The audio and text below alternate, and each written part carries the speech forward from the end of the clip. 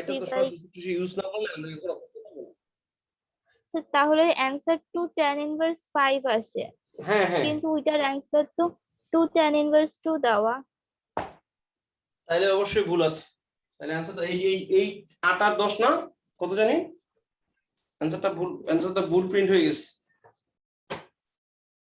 এই অ্যান্সারটা এই অঙ্কটা না আমার কাছে একটা বইয়ের মধ্যেও না করা আছে, কিন্তু ওরা কিভাবে করছে আমি বুঝতেছি না। ওইখানেও 2 tan inverse 2 ই অ্যান্সার আসে। না না, 2 tan inverse 2 আসার কোনো সুযোগ নাই, ঠিক আছে? এটা তো অঙ্কটাই, এটা অঙ্কটাই আমিও করেছি অঙ্কটা, ঠিক আছে? আমি অঙ্কটা রিটেনের মতো করে করেছি। আজকে তোমার জন্য অঙ্কটা করেছি আমি। কোথায় বললাম, আজকে বোধহয় করছি।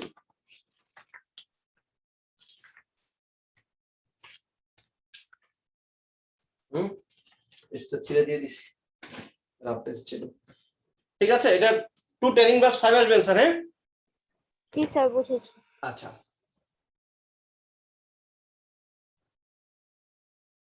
আমি মনে হয় অ্যান্সারটা তাই ওই ভুল থেকেই ভুল লিখে রাখছি।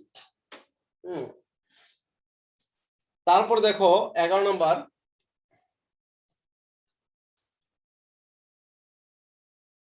হচ্ছে কোন বিন্দুতে পি ও 25 নিউটন মানে দুটি বলের লব্ধি হচ্ছে 20 নিউটন, যা পি এর দিকের সাথে সমকোণ উৎপন্ন করে। পি এর মান কত?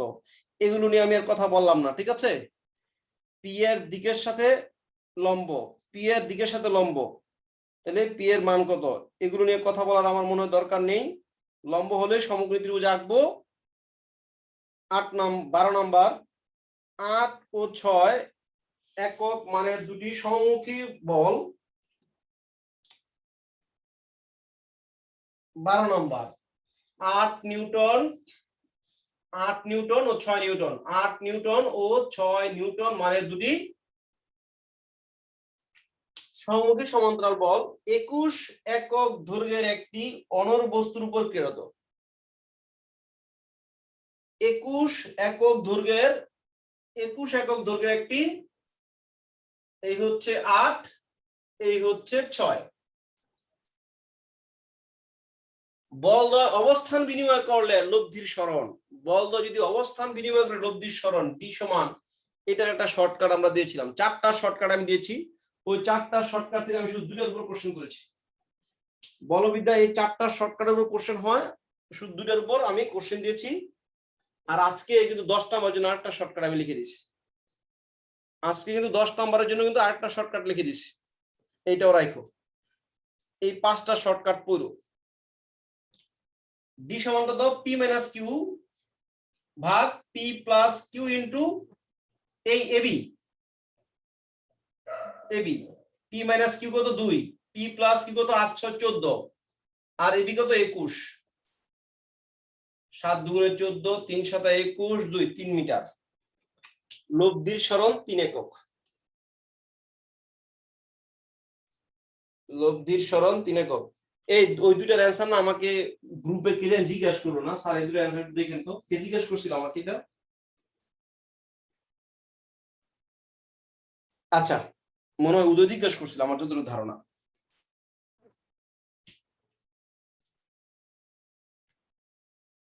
হুম, 13 নম্বর, 5 মিটার দীর্ঘ একটা হালকা দণ্ড। যখন হালকা বলছে দণ্ডের কোনো ওজন হবে না। 5 মিটার দীর্ঘ একটা হালকা দণ্ড, হালকা দণ্ডের দুই প্রান্তে 10 কেজি ও 10.5 কেজি ও 24 কেজি ওজন ঝুলন্ত অবস্থা আছে। একটি লোক বস্তুটির রডটি আনুষ্ঠানিকভাবে বহন করছে। সে রডটির কম ওজন ঝুলানো স্থান থেকে কত দূরে ধরবে? এটা কিন্তু কাঁধের উপর চাপ চায় নাই, ঠিক আছে? যে ডব্লিউ সমান ওই কাঁধের উপর চাপ সমান ওটা আমরা করব।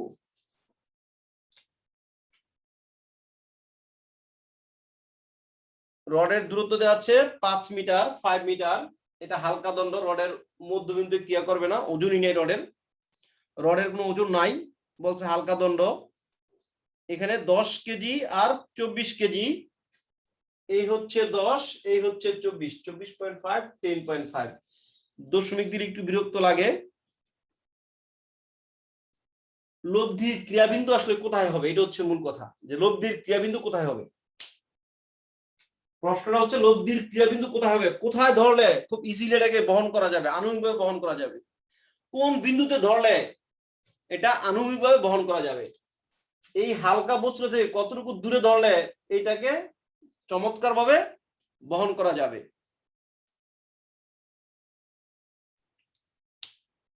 লোকটি বস্তুটি রডটি আনুভূমিক অবস্থায় বহন করতে চায়, সে রডটির কম ওজন ঝুলানো স্থান থেকে কত দূরে ধরবে, লব্ধির ক্রিয়াবিন্দু কোথায় হবে, সে কোথায় ধরবে, কোথায় ধরবে, এটা মানে হচ্ছে কি লব্ধির ক্রিয়াবিন্দু কোথায়, কত দূরে, এটা x, এটা হচ্ছে 5 - x, 10.5 into x equal to 24.5 into 5 - x। এখান থেকে তুমি কত দ্রুত x বের করতে পারো, এটাই তোমার ম্যাথ।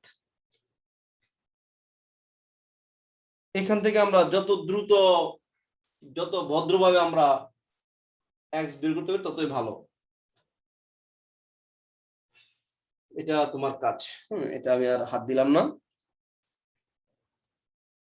14 নম্বর, এটা কত নম্বর ছিল, 13 নম্বর। 14 নম্বর হচ্ছে এক বিন্দুতে 120 ডিগ্রি কোণে ক্রিয়াশীল দুটি বলের মধ্যে বৃহত্তম বলের মান 10 নিউটন। 120 ডিগ্রি কোণে ক্রিয়াশীল, 120 ডিগ্রি কোণে ক্রিয়াশীল, 14 নম্বর, 120 ডিগ্রি ক্রিয়াশীল বৃহত্তম বলটির মান হচ্ছে 10 নিউটন। তাদের লব্ধি ক্ষুদ্রতম বলের উপর লম্ব, লব্ধির মান কত, লব্ধির মান কত। আমি যদি সামান্তরিকটা যদি এঁকে ফেলি, এই হচ্ছে 120 ডিগ্রি ক্রিয়াশীল, এই হচ্ছে লব্ধি, লম্ব তো হবেই, এই ছিল একটা বল, এই ছিল একটা বল, আমি তো শুধু এইটুকু নিয়ে কাজ করবো এখন। এইটা 120 ডিগ্রি, এটা হচ্ছে 120 ডিগ্রি, তাহলে এইটুকু কত, এইটুকু 60 ডিগ্রি। এইটা 120 অর্থাৎ এটা 60, এইটা আবার 120 ছিল, এটা 120 ছিল, এটা 120 মানে এটা 60। এই আমি 120 কে আমি এখানে ব্যবহার করেছি। 120 ডিগ্রি জানতে না পারতাম তাহলে এটা জানতাম না। এই ছিল লব্ধি, লব্ধিটা কার উপর লম্ব, বৃহত্তম বলটা কত, 10 নিউটন। বৃহত্তম বল কোনটা, এই ছিল বৃহত্তম বল 10 নিউটন। এই আমরা আর বের করব,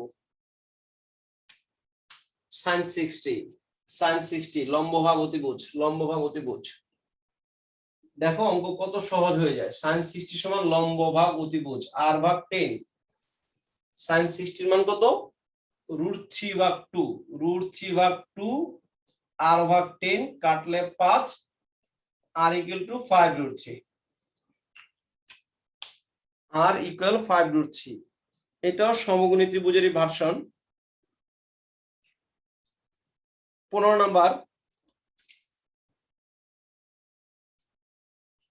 দুইটি একই মাত্রার বল, দুটি একই মাত্রার বল, একই মাত্রার বল মানে কি, বল দুটার মান সমান, একই মাত্রার বল, তাদের লব্ধির মানও তাদের সমান। দুইটা বলের মান সমান আবার লব্ধিও তাদের সমান, তাহলে আমরা এটার জন্য একটা ফিগার শিখেছিলাম, এটা তিনটা বলি পি পি পি, অবশ্যই তাদের প্রত্যেকের কোণ 120 ডিগ্রি, 120 120 120। এই চিত্রটা দিয়ে অনেক কোশ্চেন আছে, আমি যেহেতু এটা অনেক ভালো করে পড়িয়েছিলাম যার কারণে এটাতে খুব একটা কোশ্চেন করি নাই, একটা কোশ্চেনই করেছি। তিনটা বল, দুইটা বলের মান সমান, লব্ধিও তাদের সমান, দুইটা বলের মান সমান আবার লব্ধিও তাদের সমান, অবশ্যই বল দ্বয়ের মাঝখানে 120 ডিগ্রি। আবার এটা বলবে 120 ডিগ্রি কোণে ক্রিয়াশীল দুটি সমান বলের লব্ধি কত, 120 ডিগ্রি কোণে ক্রিয়াশীল দুটি সমান বলের লব্ধি তার নিজের সমান, লব্ধিটাও পি। এটা 2π/3, 120 ডিগ্রি। 16 নম্বর,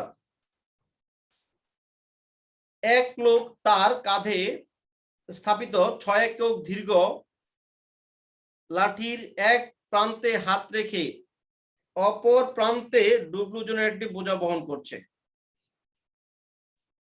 কাঁধের উপর চাপের, এই যে কাঁধের উপর চাপ আসছে, আবার লোক বললে কিন্তু এখানে ওই সূত্র মাইরা দিও না, কাঁধের উপর চাপ আসবে, আর যে লোকটি কোথায় কাঁধ রাখবে, কাঁধটা কোথায় রাখবে, তাহলে কিন্তু লব্ধির ক্রিয়াবিন্দু। লোকটা কাঁধ কোথায় রাখবে, তখন হচ্ছে লব্ধির ক্রিয়াবিন্দু। তখন হচ্ছে এই যে P into X Q into Y, এই সূত্র P into X Q into Y, লব্ধির ক্রিয়াবিন্দুর শর্ত আসবে। আর এখন কি, কাঁধের উপর চাপ, বস্তুর ওজনের 3 গুণ হলে কাঁধ হতে হাতের দূরত্ব নির্ণয় করো। কাঁধ থেকে হাতের দূরত্ব,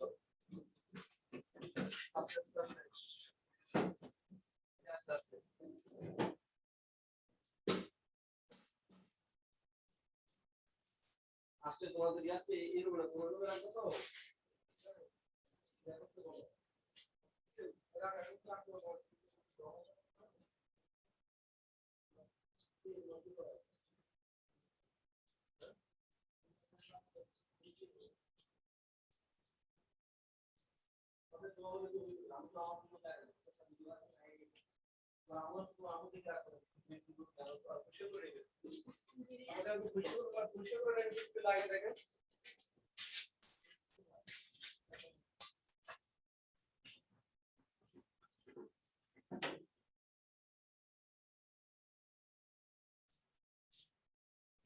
আচ্ছা। তারপরে এটা নিয়ে আমি আর কথা বললাম না, কারণ এটা আমাদের, এটা তোমরা পারো, হ্যাঁ এটা পারবা, এটা সমস্যা হওয়ার কথা না। কাঁধের উপর চাপ পি সমান ডব্লিউ ইন্টু 1 প্লাস আর কিভাবে লিখি, বোঝা ভাগ হাত। আর কাঁধের উপর চাপটা এই বোঝাটার 3 গুণ, 3W। প্রশ্ন এটা বলছে কাঁধের উপর চাপটা বোঝাটার 3 গুণ, কাঁধের উপর চাপ বোঝার 3 গুণ।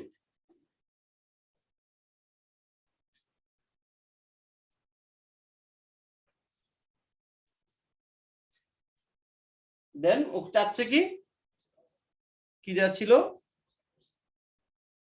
6 একক দৈর্ঘ্যের একটা লাঠি ছিল, লাঠিটা ছিল 6 এককের দৈর্ঘ্য, তাহলে কার দ্রুত চাইছে, কাঁধ হতে হাতের দূরত্ব, কাঁধ থেকে হাতের দূরত্ব, এটা যদি আমরা x বলি, কাঁধ থেকে হাতের দূরত্ব যদি x বলি, এটা হবে কত, 6 মাইনাস x। এই ডব্লিউ কাটা, এখান থেকে x বের করতে হবে। 17 নাম্বার 17, আনুভূমিক দিকে এবং আনুভূমিকের সাথে 30 ডিগ্রি কোণে ক্রিয়াশীল দুটি বল 5 একক ওজনের বস্তুকে স্থিরভাবে ধরে রাখতে পারে।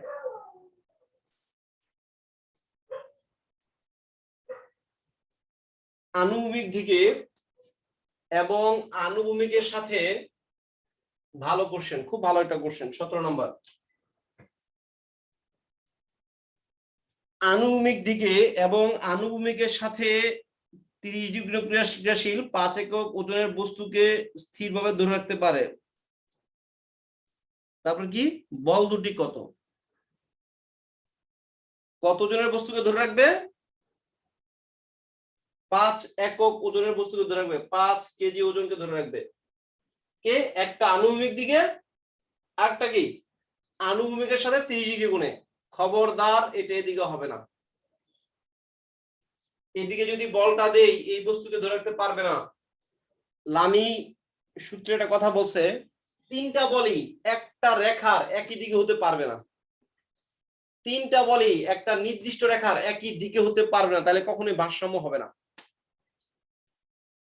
এই 30 ডিগ্রি ঠিকই করবে, এই 30 ডিগ্রি করবে, এই ছিল ভূমিটা, এই দিক থেকে 30 ডিগ্রি করবে, এই দিকটা 30 ডিগ্রি। এটা ছিল 150 ডিগ্রি। এই ডব্লিউর মান কত চাইছে বা পি এর মান কত চাইছে? পি সমান কত?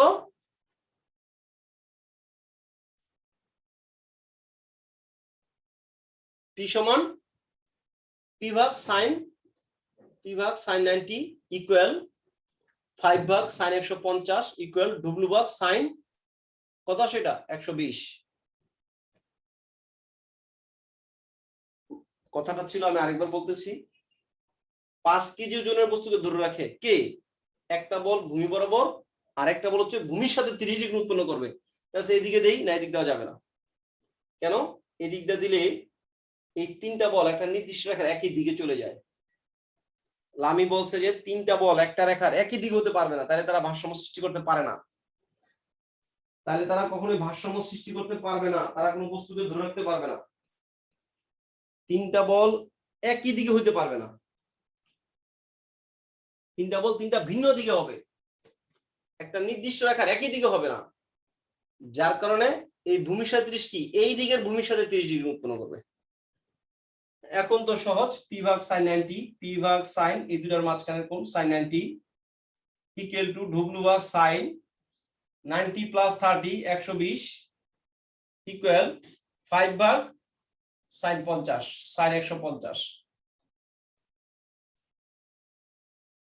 এই একটা কোণের সাথে সাথে সরি এই কোণটা দেওয়ার সাথে সাথে প্রত্যেকটা কোণ দেওয়া হয়ে গেছে। যেহেতু এই কোণটা 30 অবশ্যই এটা 150, এটা তো 90, এটাও 90, এটাও এটা 120। এখন তুমি সবকিছু জানো, ডব্লিউ কত, পি কত।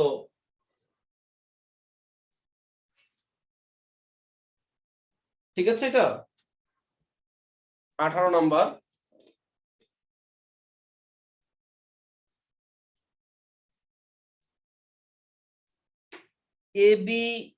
এবি দণ্ডের এ প্রান্তে 45 নিউটন আর বি প্রান্তে 15 নিউটন মানে দুটি বিপরীতমুখী সমান্তরাল বল ক্রিয়া করে।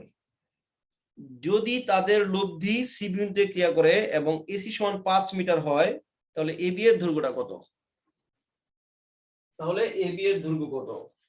বিপরীতমুখী সমান্তরাল বল, এই হচ্ছে এ বিন্দু, এই হচ্ছে বি বিন্দু, কোথায় কত নিউটন দেখতে হবে। এ প্রান্তে 45 নিউটন, এখানে হচ্ছে 45 নিউটন, বি প্রান্ত হচ্ছে 15 নিউটন অনলি। লব্ধি অবশ্যই এদিকে ক্রিয়া করবে, এদিকে ক্রিয়া করবে, 45 যেদিকে ওই দিকে ক্রিয়া করবে, এই হচ্ছে সি।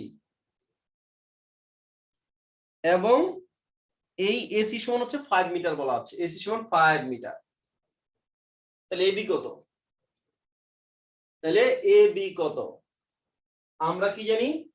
a into 45 সরি এই 45 into 45 into AC লব্ধি দূরত্ব 5 ইকুয়াল টু 15 into লব্ধি দূরত্ব AB plus AC, AB plus AC মানে 5। এই তো AB চলে আসছে।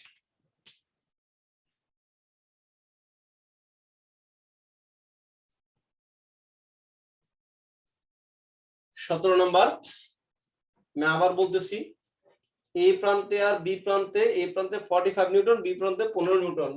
কেমন বল? দুটা বিসদৃশ বল, কিন্তু নাকি সদৃশ বল বলছে? দুইটা বিপরীতমুখী সমান্তরাল বল ক্রিয়া করতেছে। এসি সমান দেওয়া আছে 5 মিটার, তাহলে এবি এর দূরত্বটা কত? আমরা কি জানি? বল ইনটু দূরত্ব, বল ইনটু দূরত্ব। বল 45, লব্ধি দূরত্ব 5, 45 ইনটু 5। আবার 15 ইনটু কত? 15 into BC, 15 into BC, BC এই AB plus AC, AB plus AC 5। আমার এখান থেকে এবিটা বের করব, আমরা খুব ইজিলি বের করা যাবে। 3 15 45, 3 5 15, এবি সমান 5, এবি সমান 5 বিয়োগ করলে এবি সমান 10 মিটার।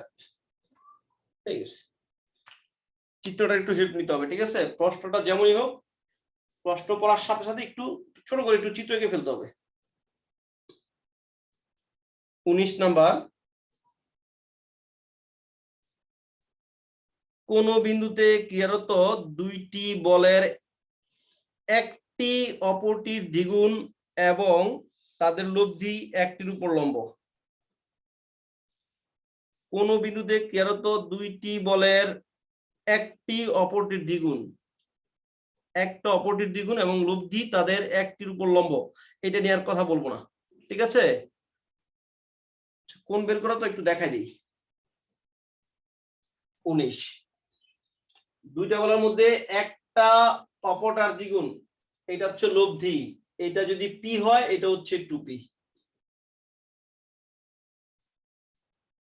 একটা আরেকটার দ্বিগুণ, লব্ধি একটার উপর লম্ব। লব্ধি কার উপর লম্ব থাকবে? অবশ্যই ছোটটার উপর লব্ধি লম্ব থাকবে। দুইটা বলের মধ্যে একটা আরেকটার দ্বিগুণ এবং লব্ধিটা একটা বলের উপর লম্ব, অবশ্যই লব্ধি ছোট বলের উপর লম্ব। আমরা ইজিলি এই কোণ বের করতে পারবো।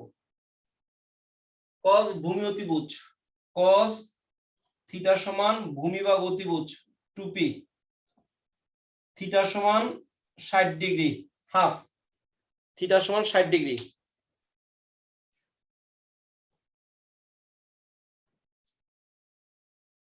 থিটা সমান 60 ডিগ্রি। তাইলে এটা কিন্তু বলদ্বয়ের মাঝখানের কোণ না। বলদ্বয়ের মাঝখানের কোণ কোনটা ছিল? বলদ্বয়ের মাঝখানের কোণ ছিল এটা, এটা ছিল বলদ্বয়ের মাঝখানের কোণ। এই ছিল সামান্তরিক, এই ছিল সামান্তরিক। এইটা যদি 60 ডিগ্রি হয়, এইটা হচ্ছে বলদ্বয়ের মাঝখানের কোণ 120 ডিগ্রি। আলফা সমান 120 ডিগ্রি লাস্ট 20।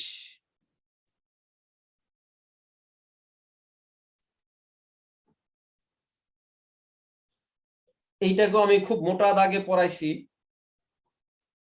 এবি দণ্ডের এই প্রান্তে 10 কেজি, বি প্রান্তে 6 কেজি ওজন দিলে সি বিন্দুতে নাম্বার 20। এই প্রভা, প্রভা, জি স্যার। এখন এই অধ্যায়ের এমসিকিউ গুলো তুমি যে কারো কাছ থেকে একটু ভালো পারবা কিনা আমাকে বলো। যে স্যার আসলে যারা পড়ছে সিস্টেমটা তাদের কাছ থেকে আমাদের অনেক ডিফারেন্স হয়েছে। এটা মনে হয় না নাকি মনে হয় না? ভালো পারবা না পারবা না?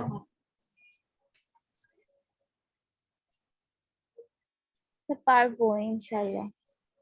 এবি দণ্ডের এই প্রান্তে হচ্ছে 10 কেজি, এবি দণ্ডের এই প্রান্তে 10 কেজি আর বি প্রান্তে 6 কেজি ওজন দেওয়া হয়েছে। সি বিন্দুতে স্থির থাকে, সি বিন্দুতে স্থির থাকে। এই প্রান্তে দিয়ে দিল কত কেজি? এই প্রান্তে দিল 70 কেজি। এখান থেকে 70 কেজি দেওয়া হয়, এখানে তাহলে কত কেজি দিলে লব্ধি এখানেই থাকবে। অর্থাৎ 10 into AC equal to 6 into BC. এখানে 70 বানাবো, তাহলে এখানে কত হইতে হবে? এখানে 70 বানাতে হলে 7 দা গুণ করলে 70 হয়ে যাবে, 7 দা গুণ করলে 6 7 42। এখানে 70 বানানোর জন্য 70 ইন্টু এসি ইকুয়াল টু 7 দা গুণ করলে 6 7 42 ইন্টু বিসি, অর্থাৎ বি প্রান্তে 42 কেজি ওজন দিতে হবে। যদি লব্ধিটাকে আগের জায়গায় রাখতে চাই, যদি লব্ধির ক্রিয়াবিন্দুকে চেঞ্জ করতে না চাই, এ প্রান্তে যদি আমরা 70 কেজি ওজন দিয়ে দেই, তাহলে বি প্রান্তে অটোমেটিক আরো 42 কেজি ওজন দিতে হবে। যদি বলতো বি প্রান্তে আরো কত বেশি ওজন দিতে হবে, ঠিক আছে, আরো কত ওজন যোগ করতে হবে, তাহলে তো আরো মাইনাস করতাম।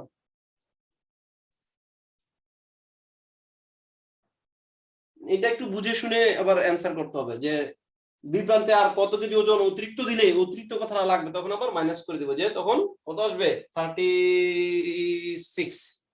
36 কেজি। যে প্রান্তে 70 কেজি দিলে বি প্রান্তে অতিরিক্ত আর কত ওজন দিলে সি বিন্দু স্থির থাকবে। এটা তখন প্রশ্ন দেখে বোঝা যাবে, প্রশ্ন পড়ে তোমরা বুঝতে পারবা যে আসলে কোনটা বলছে। তাহলে এই হচ্ছে আমাদের এই এমসিকিউ। একটু পর্যন্ত আজকে রেখে দেই, নেক্সট শনিবার দিন, শনিবার দিন তাহলে আমাদের পরীক্ষা হচ্ছে না, শনিবার দিন আমরা এই ত্রিকোণমিতির লাস্ট অধ্যায়টা আমরা পড়বো, ঠিক আছে? ত্রিকোণমিতির এমসিকিউ গুলো পড়বো, তারপরে আমরা কাজ করব। ওকে। আল্লাহ হাফেজ। আসসালামু আলাইকুম। জারিন থাকো, তোমরা যাও। আসসালামু আলাইকুম স্যার।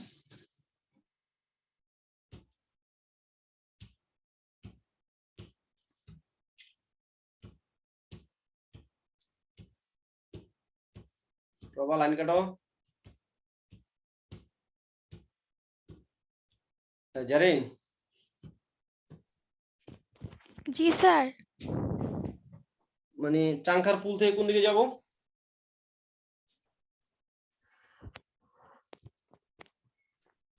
স্যার আমি তো চিনি না চাংখারপুল কোথায়, কিন্তু স্যার ওই যে লালবাগ কেল্লার সামনে এসে যে ওখান থেকে রহমতুল্লাহ গার্লস স্কুলের সামনে আসতে স্যার, ওখানে মানে সবাই চিনে। রহমতুল্লাহ গার্লস স্কুলের সামনে ডুবে গেছে আসতে। না শুকনা? না স্যার, পানি নাই এখানে। পানি নেই? না স্যার। আচ্ছা ঠিক আছে, ঠিক আছে। মানে আগে লালবাগ কেল্লা গেলে তারপর রহমতুল্লাহতে যাওয়া যাবে, তাই না? আগে লালবাগ কেল্লা, জি লালবাগ স্যার, কেল্লা লালবাগ সবাই চিনবে, কেল্লার ওখানে সমস্যা নেই। মানে রহমতুল্লাহ গার্লস স্কুল, ঠিক আছে, গার্লস স্কুলের সামনে আসলে স্যার আমি আপনাকে ঠিক আছে, আমি আমি দিব। আমি দেখি। হ্যাঁ ঠিক আছে, আল্লাহ হাফেজ। জি স্যার, জি স্যার, আসসালামু আলাইকুম।